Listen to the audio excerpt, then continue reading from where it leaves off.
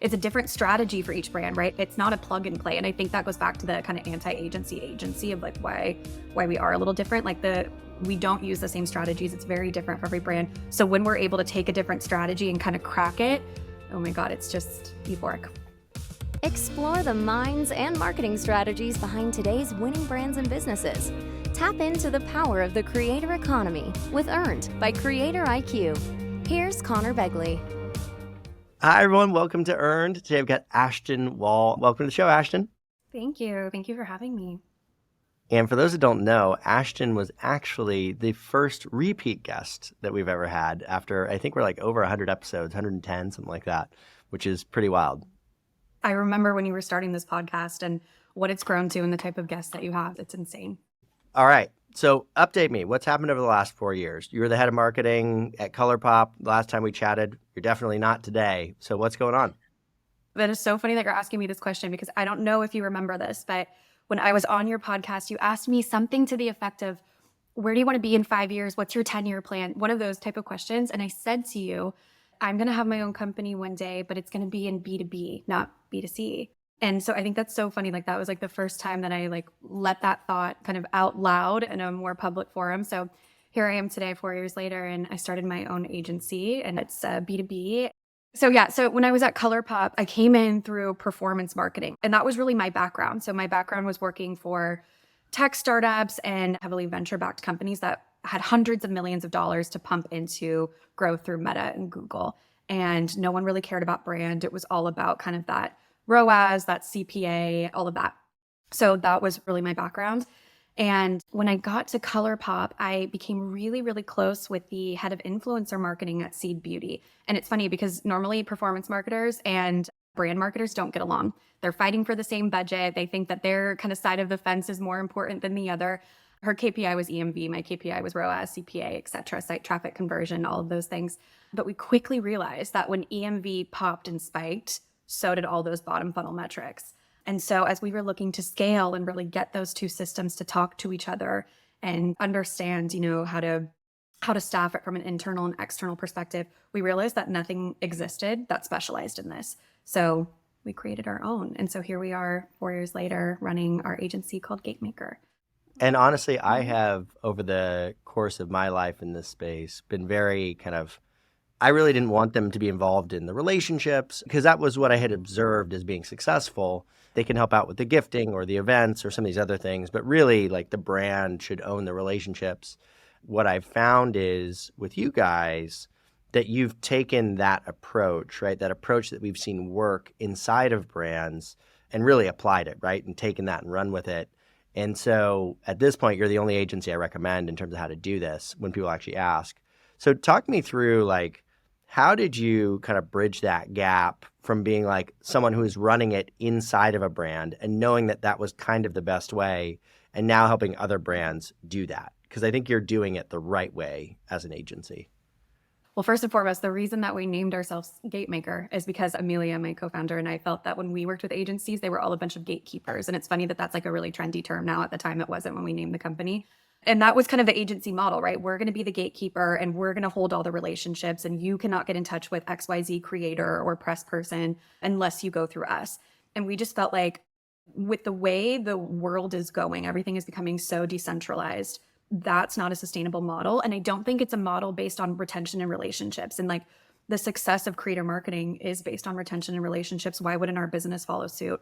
So the way that we've kind of flipped that on our head is we said, okay, our IP and our value is not going to be from gatekeeping relationships or gatekeeping strategy. It's going to be functioning as an extension of the brand. So examples of this are like when we reach out to certain creators, we reach out as if we are the brand, not as if we are GateMaker. And I think that's a big differentiation. And I've gotten some pushback on that. Some people, when I explain our business model, they say, oh my God, why would you do that? Brands will probably just take everything you do and bring it in-house. And that really hasn't been the case. We just kind of function as an extension of the brand's team. And I think the other thing, I think the reason we've been able to do this in such a way where people don't have that kind of like agency ick with us is we're brand people. So it's like the funniest thing of life. Amelia and I have never worked at an agency in our life. There's naivete in that that's been so funny. Like I look back on some of the things we did in year one and like how we structured scopes and I just die. And I hope I'm always dying at things I did 3 or 6 months ago. But that naivete, I think, is our greatest strength, that we don't know the agency way. We know the brand way. And so we're trying to kind of bend to the brands, not bend to some agency model. So I hope that shows when you work with us. It's funny because it seems so obvious on the outside. Like that's what I would recommend. But again, I don't know any other agencies that do it. And in some ways, I think the kind of proof is in the pudding. I mean, like part of the reason that I'm sending everybody to you is like you're just blowing up. You guys are blowing up brand after brand after brand, whether it was like Amelias in the early days and getting that program off the ground. I think Milk Makeup has seen just an absolute turnaround in our data. It's like one of the fastest growing brands we track. Amelias is now, I think, the second or third highest ranked skincare brand. You've got L'Occitane, which is blowing up. So in some ways, it's like you're walking the walk too, right? So is it fun to see the brands blow up like that? Nothing lights me up more. I mean, it's to the point, Amelia and I are so funny. Like we literally buy like t-shirts and blazers that are like the colors of our brands. Like they're our favorite sports teams. So like L'Occitane, I have like all these like L'Occitane yellow tops. I'm like, it's a Loxy week. Like Loxy's going to kill it this week. Like as if they're a sports team. I never get tired of that. And it's so funny because every brand that we've been able to make meaningful movements in that way, it doesn't seem obvious at first. And like when we took on L'Occitane, I was really scared. I'm like, oh, I don't know how we're going to be able to do this. And it's a different strategy for each brand, right? It's not a plug and play. And I think that goes back to the kind of anti-agency of like why we are a little different. Like we don't use the same strategies. It's very different for every brand. So when we're able to take a different strategy and kind of crack it, oh my God, it's just euphoric.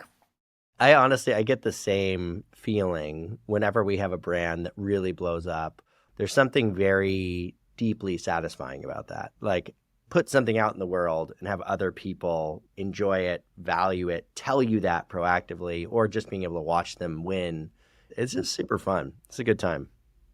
It's a really good time. And, the other thing I'll say on that too is there's such a commonality between the brands that we work with and the speed at which we're able to achieve results and how congealed the two teams are, the GateMaker team and the in-house brand team. So the common denominator between the brands that have like really seen incredible success rather quickly is operating as if we're one team, not your team, our team. And then the trust. So just the trust in us, because our approach is quite different than I think like traditional marketing training or even kind of how people were doing things 4 years ago, 3 years ago, 2 years ago even. So, shout out to our brands because GateMaker certainly doesn't do it alone. When they share that responsibility with us and are in the trenches with us, magic happens. You mentioned a couple times Amelia, and I don't think Amelia gets as much attention as she should. So she's your business partner, and she worked with you at ColourPop. What's her secret sauce? What makes her special?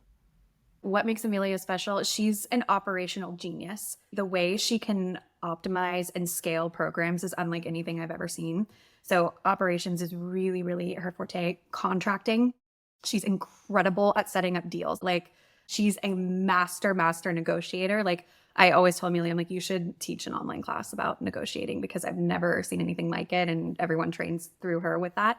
And then she's just amazing at team building and team leadership. Like when she was at ColourPop, she had a team of 50 and over in customer service. Like her journey is really interesting in corporate, like where she started and where she ended up. But I would say her operational capacity to scale is incredible, negotiation tactics, and then team building and team nurturing. She's such a good leader. It's funny. I didn't really think about that till you said it, but like negotiation's like a really big part of being in this space, like negotiating with influencers specifically, negotiating with the brands for sure as an agency, but at any brand, you're constantly negotiating contracts with these people. Why is she good at that? What does she do? I think there's a couple of answers there. So first and foremost, I think we're able to negotiate so well because of the relationships that we have. So it's not that we're like crazy sharks that know how to cut up a contract like no other, although I do think Amelia does know how to do that. But a lot of these agents and managers and talent, like we have known them for 7, 8 years. I mean, some of the people that we work with today, I worked with at Tradesy. I mean, I don't expect anyone to know this, but this is like somewhere I worked like 12 years ago. When you put in the effort and the time and the relationship and you call someone up and you say, look, you are perfect for this brand. You are perfect for this scope. You're perfect for this campaign. I realize that you've grown substantially. I'm not saying that I don't think you deserve the rate that you're quoting, but I'm being so real with you. And this is true. The budget that we have, we're not in the same galaxy. So what can we do? Like, how can we shave down service? How can we up the longevity of the contract? What is it? But I think that if we hadn't been working and built that trust with some of these people for 5-6 years, I think they would be like, lose my number. So there's that. That's a big part of it. The other thing that we're good at negotiating, and it's between our brands, like negotiating with our brands too. And then sometimes the reason these rates get so inflated is because the requirements that are asked of the influencer are honestly unreasonable. There's a lot of that too, of like, okay, this is the wish list and it has 100 bullet points. Let's get it down to 30 and have both sides kind of meet in the middle. I know that one of the other things we've talked about is, I remember you saying like this brand really wanted to push, like we want influencers to talk about this SKU that nobody's ever talked about and nobody buys, and we really want to push that. And you're like, don't do that. So like, what are some of the other mistakes that brands are making outside of putting, outrageous demands on what the content is going to be? That's just like a matter of tailwinds and headwinds. And something Amelia and I always say is influencer marketing is absolutely incredible when you have a little spark and you want to turn it into a roaring fire. But if there's no spark there, it doesn't matter how much money or how much gifting and seeding or how many events you throw, you can't create a fire out of nothing. So where am I going with that? Like, for instance, like something that's so hot right now is this kind of clean girl, minimal makeup aesthetic, very different from my days at ColourPop when it was artistry and a heavy beat, as we called it. If I had a brand come to me and say, okay, we understand that what's trending and what people want to talk about and create content around is Y, but we have sales goals at Ulta and the product that we're pushing is X, which has nothing to do with what the conversation is. That's a big mistake that I see. I always say, like, with earned media and building a community, it's very hard to create a conversation. It's much easier to insert yourself into a conversation that's already happening, if that makes sense. And so I think that's a key differentiator, and kind of where I start with all of our brands is we want to look at your product catalog and we want to understand where there's potential. Of course, we want to be respectful of your sales goals and your retail goals, but how can we marry the two? Because if everyone's talking about this, we should not be over here talking about this. Yeah, well, in a lot of ways, you have to go back to what are the motivations and the goals of the influencers themselves, right? Like they want to create content that's engaging, right? That people are interested in. And so for them, if you're creating content about something that nobody's talking about, it's very unlikely to be successful. In the same way that like if I'm creating content on LinkedIn, like I'm talking about the number one brand because that's what everybody else is talking about. And so I think that's a good insight. Do you tend to lean more towards pushing hero products or towards pushing new, or does it really depend based on the circumstance? It completely depends on what's trending. And I love that you touched on that too. So like an example, so over the summer when Barbie was going on, and that was just like a campaign that we've never seen. I loved your EMV post on it. But what an opportunity to click into an existing conversation and ride that wave. If July, we knew that Barbie was inescapable, and we know that it's pink everything and girly and really feminine aesthetic, why would we push anything else? If we have something in the product catalog that can click into this, I don't care if it's a new launch, I don't care if it's not a new launch, not a hero product, why wouldn't we take that moment? So it just goes back to joining a huge conversation rather than trying to create your own. Yeah, that makes sense. So when you think about kind of the budget, so let's say you're coming into a brand, one, what are the most common mistakes? Like what are people screwing up about their budgets today in terms of how to run these programs? And then two, what is the ideal kind of composition of how you're spending that between team and gifting and events and paid influencers? What are the biggest mistakes you've seen where they're putting their money? And then how would you ideally structure it? The two biggest ones is, I'm not saying that this is like the worst thing ever because we all know the brands that do it, but when I see a 7-figure influencer trip that was put together, I just die inside. I study these really deeply. So when I see such and such brand took everybody to XYZ country and like the plane tickets alone per influencer were $30,000, right? Like the math gets really out of control really quickly. I often see that those brands have an insane spike in EMV. So they'll have a killer month and maybe there will be some residual the month after. But I feel like the retention of those influencers and the retention of being a part of the conversation, like I was talking about, like the big conversation, it just dies out so quickly. Like that flame dissipates really quickly. And the other thing about that strategy is when you save everything for this one kind of spectacle or this one crazy pop, that's quite a gamble. And like, let me give an example. So imagine if you had 80% of your budget, 70% of your budget into one of those wild trips within your annual budget. Let's say something catastrophic happened on a global level, or like this is an election year. Like you would have none of that attention share. So you just spent all this money on this trip. Everyone's posting about it. And something wild happened that is taking all over Instagram, or no one posts on Instagram, one of those moments. It's a really, really big gamble on the one hand. And on the other hand, I just don't see that the retention's there. So, and actually Amelia and I do a lot of audits. So like we're becoming pickier about who we take on. Like we want to take on people that we really believe we can truly help and that like the ethos is aligned. But one of the things we've noticed is we've looked at brands data and we've looked at when they throw a big event like that, and then we take each attendee out of it, and then we analyze that attendee's post frequency and retention. So if we take the event out of it, how many more times did they post about you? How did they show up in the community? And the numbers are really scary. I really encourage a lot of the brands to look at that. So if you're spending XYZ on a trip, how are those attendees showing you love? And what is the ROI on a 12-month look back, on a 6-month look back? And the math doesn't math for me. Well, I feel like you've seen a lot of people also, like one of the other things I've heard you talk about is like a lot of people doing like one-off, I'm paying this one person to do one thing for $50,000 or something like that. That's another thing we see as just being a huge mistake. And I see it all the time. I just got quoted from an influencer's manager, and again, the math doesn't math, $250,000 for a single TikTok without any usage. I'm not dismissing the quality of the audience, the scale of the audience, the amount of time that it takes, the amount of offers these people are getting. And I sometimes wonder if that's a strategy just to field offers of, I don't want to do 10 deals a month at $25K. I want to do one deal a month at $250K, and someone's going to bid it. It's such a huge chunk of brand's budget, and the retention's not usually there. So it's not like I'm going to pay you $250,000 for one TikTok, and then my hope is that you'll show me some love for the rest of the year because you hope I'm going to write this check again. It's not usually what we see when we go in and audit those deals. But that leads me to my next thing. The other mistake I see a lot of brands make is they run their influencer budgets and resources a lot like traditional PR. And I think we're kind of in this new age of PR. And I think creators are the media, and what we're doing is the new school PR. Where I'm going with that is I see a lot of brands turn on and off their EMV and their influencer and creator activations like a faucet. Meaning like, okay, let's look at our annual year. We have this launch happening in September. In December, we're doing some push with Sephora. And then in May, we have a Mother's Day activation. So we're just going to put our budget there and our resources there and our seating there and nowhere else. And when you really zoom out, and I just like, if you were looking at your Google Analytics and you were like, let's say you're a D2C brand and you were looking at what's really driving the traffic to your site and the conversion to your site, you would never turn that on and off like a faucet. Like you would never say, oh, we're only going to run Meta and Google ads in September, December, and May. You would never do that.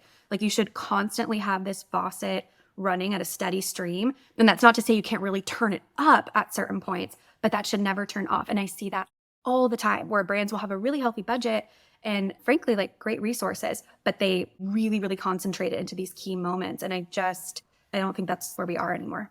Yeah, I think that in general, that kind of campaign-driven approach, it's not that you shouldn't have campaigns, but that being the sole thing that you're focused on doesn't make sense. And I think is, for whatever reason, very much kind of a legacy from the past, in my opinion. And by the way, I forgot to mention this at the beginning, but for those that don't know, like Ashton's one of the best top 5 influencer marketers in the world. So if we're splitting up our budgets, right, and we're thinking about kind of spend, let's put the buckets as like gifting and seeding, events and experiences, and, you know, paying influencers, right? Like long-term relationships with these people. Is it a third, a third, a third? Is it 50% gifting, 25? Is it 10%? How do you think about that split? Yeah, it's completely different for every brand. So like a brand like Rare Beauty, for instance, obsessed with Rare, shout out to you, Katie Welch.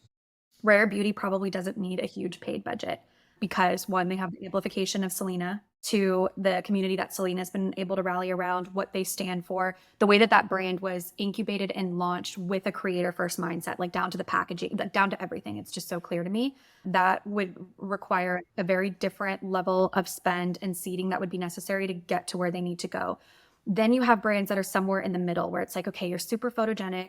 You have that spark, you have a little bit of a fire going, but you haven't really invested in relationships. So we need to be investing in relationships a little bit heavier for now. And then we have gifting and seeding, and then we have events. And then you have brands, and sometimes I see this where it's like, you have influencer debt. So I'll say you have influencer debt because this was not invested into in the last 5 years when everyone was starting to kind of get into this and realize how important it was. So with that, you have to kind of like pay your debts to join the conversation. Like you're not even in the conversation. We need to join the conversation. And then from there, we can toggle spend way down. But I think people don't like when I say that, of course, but it is the truth. Like some brands I almost think of it as an initiation fee. Like if you're joining a club or something, like there's a hefty initiation fee and then we can turn that off. And then there's just monthly dues. It depends where you are. And so much of that, of how big your initiation fee is, I think goes back to, like I said, if you were investing in this space 5-10 years ago, but then also your product development pipeline. So like if your product is not super photogenic and social first, like literally in the components and the primary components, and the product genuinely isn't amazing and shows results quickly, it's a higher initiation fee. Like you can't spend your way out of a non-compelling product, if that makes sense. Like when I look at a brand like Gizu, I love what Gizu's doing. I feel like they've caught lightning in a bottle for sure. It's just so clear to me that creator marketing is at the center of everything they do and everything that they put out. Yeah. Well, it's funny. I spent time with Sarah, the CEO, who is the global CMO at Charlotte Tilbury before that, where she just blew them up from a social perspective. And the funny part about being founded by an influencer was, from her perspective, when she first got there, she's like, we were actually leaning too hard into our own content. Because she's like, I'm an influencer, I create content. We as a brand should create really great content. And Sarah was like, no. Like, I don't care about our content. I want other people talking about me. I don't want me talking about myself. Prior to her coming in, they actually slowed down a bit in influencers. And then she got involved and it, went through the roof. So you can lean too hard that direction. I'm so glad that you're saying that. And I probably asked you this like no less than 5 times of like, how can I apply EMV to owned media, of like owned content? Because I do think there's something there. But I couldn't agree more. And I remember when ColourPop hit 10 million Instagram followers, and this was before TikTok really took off and Instagram was still queen bee. If you plotted that data against our EMV growth, it was very clear what was driving that. It wasn't that the content was best in class. It was the sheer volume of the community size. As that grew, so did the followers. So Amelia and I get asked all the time, how the heck did you guys get 10 million followers on Instagram? That was no knock on the social team, but it was EMV, actually. EMV is what drove the following, not content. I mean, you just have to think about like how people behave, right? Like, how do I choose to follow an account? If I see somebody else talking about them all the time, right? And you see the @ tag, you're like, okay, click, @ tag, go, follow, right? Like that's kind of how it happens. And that's ultimately what EMV is measuring, is just, are other people talking about you? And then how many people are engaging with that once they talk about you? I'm curious, how have you seen, kind of reflecting back on the space, and 4 years is both a lot of time and not a lot of time at the same time. Obviously TikTok has risen up big time since then. One, what would be your approach to TikTok? And two, what are some of the other changes you've seen? Like, are people expecting payment more now than they were 4 years ago? What's changed about the space?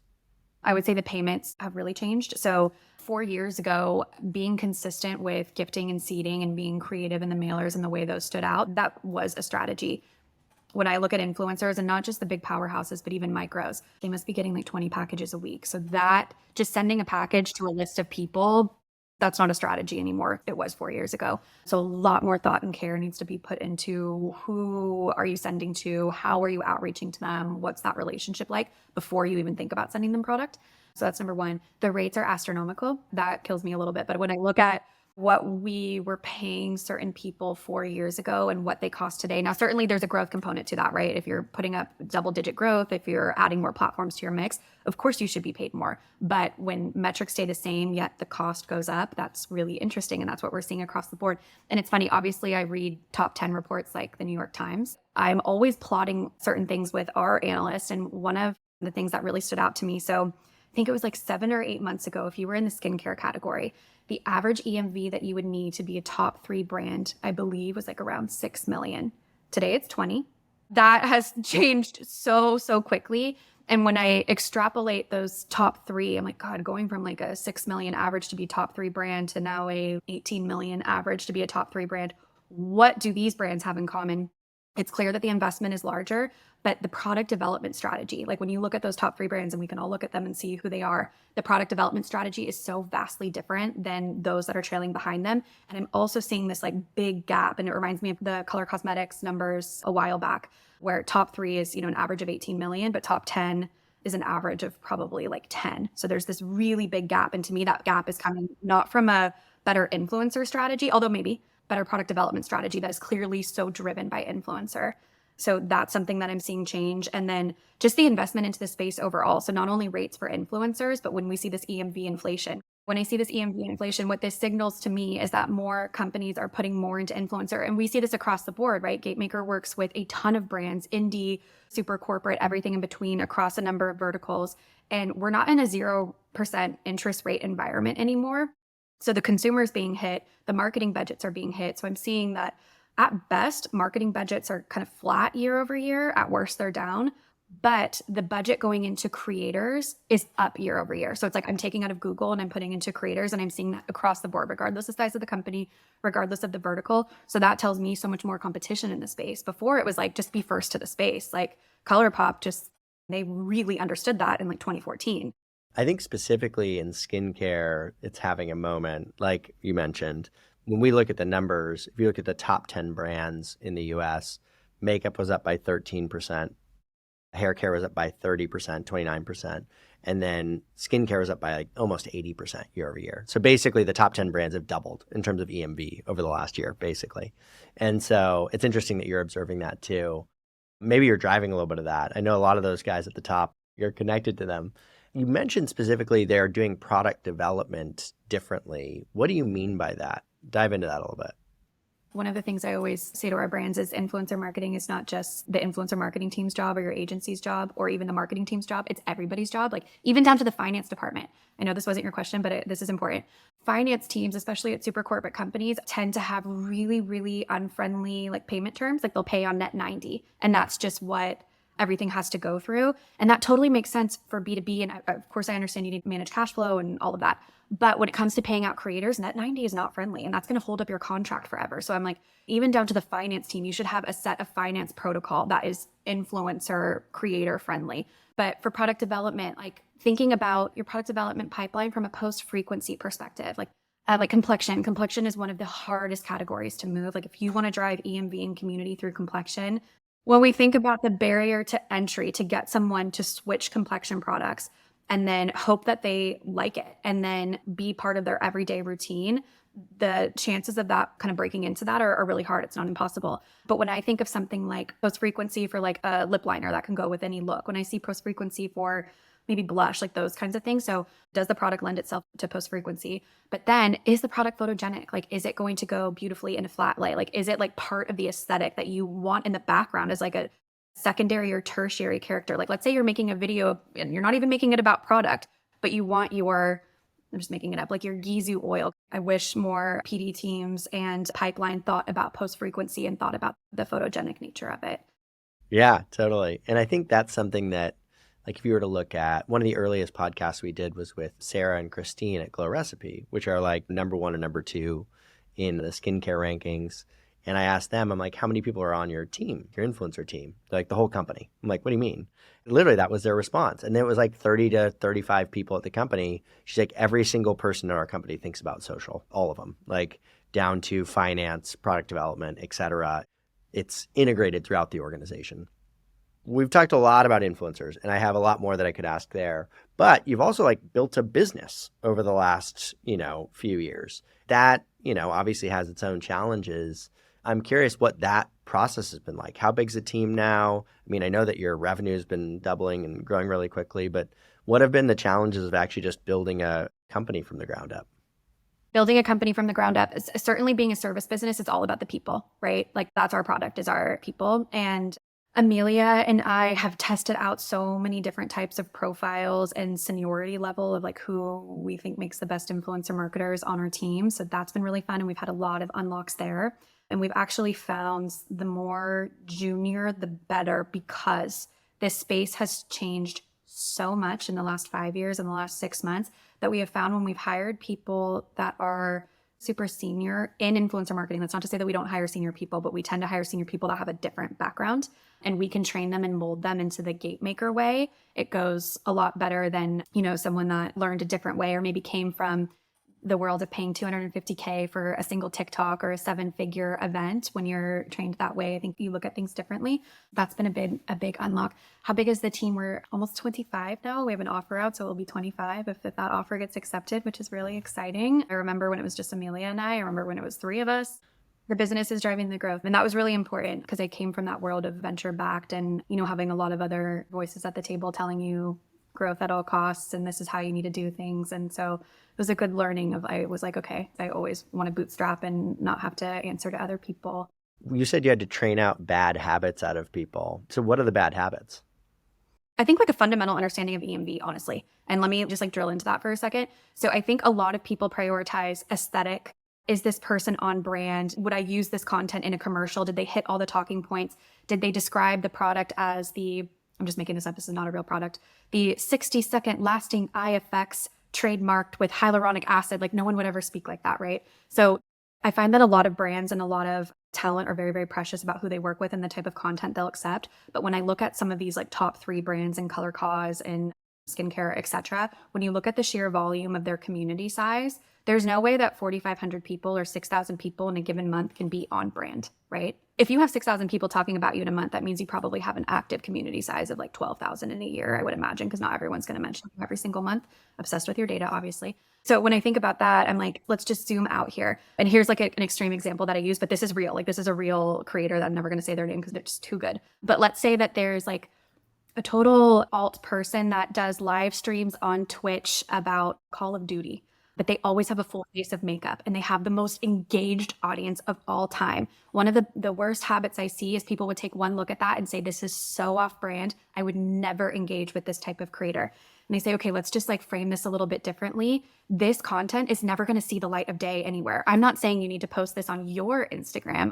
This is going to stay in silo with this person's community, and their community rides for them unlike anything I've ever seen. So that's kind of a bad habit that I see, is making sure everything goes through the on-brand lens, because this is a function of brand marketing. And I think that gets really confused. Another bad habit that I see is just being really transactional about the relationship. I have X budget for this campaign. Do you want to be a part of it? Anyone can do that. And I always tell my team, the robots are coming. Like AI is going to do that in 2 weeks. So we got to think about this a little more long-term and relationship first and human first. So that's another bad habit I see. And then I think the other thing is putting post potency over post frequency. I see that all the time, where people really value the success of a partnership or the success of a program on post potency. So anytime I hear anyone say, we really got to get our post potency up, I'm like, I'm out. Anyone can buy post potency, right? Post potency is just a function of how big your wallet is. My like favorite thing is when I see brands that are like dipping in and out of the top 10, but when they dip into the top 10, it's because their post potency is like unlike anything you've ever seen, but they have the smallest community size out of everyone. I'm like, that's just a check writing strategy. The last one is going for the bright and shiny creators. To me, you've probably been booked and contracted by everyone in your vertical. There's exceptions to every rule, but I would say those are some of the habits that I see. And so all right, let's do one fun end of show question. So I know you moved to Paris. You're a California girl. If you had to rate your French on a scale of 1 to 10, if a French person had to rate your French on a scale of 1 to 10, how would they rate you? And then what have been your favorite parts of France? And then maybe your biggest challenges, your least favorite parts of France. a French person would rate my French probably a 3 out of 10. How would I rate my French? Yeah, probably a 6 out of 10. It's the accent. The accent is so hard. I'm so spoiled because everyone speaks English in Paris. This is so interesting. So if you work at LVMH or you work at L'Oreal or Clarins or wherever, you have to speak English in the office. It would be like being from California and wanting to go to Palo Alto to work at one of the tech companies. And you're born and bred in California. You grew up speaking English. But if you want to work at Google or Apple, you have to speak French. Favorite parts about France, they just have such a joie de vivre and such a passion for things outside of work. And they just pour so much into their friendships, into culture, into leisure. And I think that's really important because I had no balance when I was living full-time in the United States. So it's really taught me a little bit of balance into pouring into other cups. My least favorite part is the flip side of that, which is they're really slow at some things. Like it took me 3 months to get an internet from contract to installation, which that's insane. I had to bribe a WeWork to let me work out of the rework because I work New York hours, work out of the WeWork and close up at midnight for 3 months because I didn't have internet. I'm like, yeah, that's something you would do. Yeah. We noticed that too when we were deciding where we were going to set up an office. We were deciding between London and Paris, and we had a lot of clients in Paris. I think it was the right decision. We contacted both state departments. We're like, hey, how does this work? And the UK, we heard back, had a meeting the next week. And then Paris, it took us a month to hear back. The meeting got scheduled 2 or 3 months later. And it was like, I don't know how to do French contract law. It just didn't make sense for us. But there are good parts of it. I love Paris. Well, I really appreciate you taking out the time. I had a lot of fun. I got a bunch of other questions I could answer, but we'll leave that for round 3. Congrats again on all the success you guys have had. You guys are just crushing it, not surprisingly. It's fun to watch. Thank you so much. And thank you for having me for a second time. Wild. Be a friend, tell a friend, and subscribe. Earned by Creator IQ. Creator IQ is your all-in-one solution to grow, manage, scale, and measure your influencer marketing program. Ready to unlock the power of the creator economy? Get started with a demo today at creatoriq.com.